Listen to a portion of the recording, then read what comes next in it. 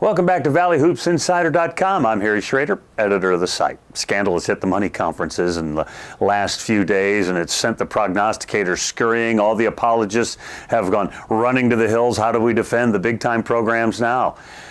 Listen, it is an intense time in college basketball. We don't know how far it's going to go, but the bribery scandals and all those things that have taken place, they've already named Louisville, Miami, Auburn, Arizona, USC, Oklahoma State, just to name a few. It's going to be interesting to see how that all plays out, and we don't know how far-reaching it will go. But two coaches in the leagues that we cover, Rick Ray at SEMO and Illinois State's Dan Muller, have both come out and boldly declared and proclaimed their disdain for these kinds of practices. So shout outs to those two guys.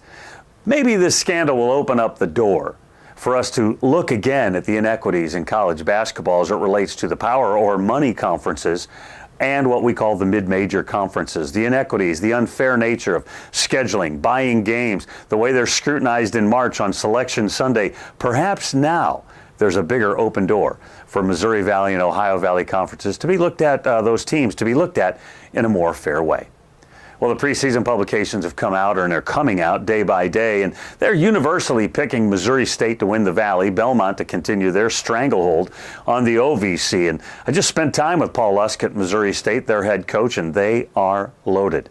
But don't overlook that Loyola team that's deep and recruit rich. And of course, you'd be silly to ever bet against Northern Iowa.